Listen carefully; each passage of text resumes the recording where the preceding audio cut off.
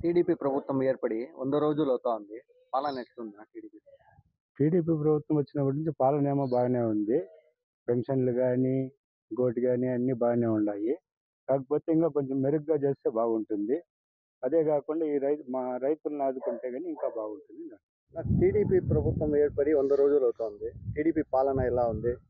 TDP ప్రభుత్వం ఏర్పడి కూటమి ప్రభుత్వం 100 రోజులు పూర్తి చేసుకున్న సందర్భంగా వాళ్ళు చేసిన కార్యక్రమాలు గానీ, లేదా ప్రజల్లో వాళ్ళు మమేకమై వాళ్ళు తిరుగుతున్న ప్రతి ఒక్క చేస్తున్న కార్యక్రమాలు, మంత్రులు గానీ, లేదా మన చంద్రబాబు నాయుడు గారు, డిప్యూటీ సీఎం గారు, ఇప్పుడు వచ్చిన విజయవాడ వరదలు ఇట్లాంటి వాటిలో వాళ్ళు స్పందించిన విధానం చాలా బాగుంది.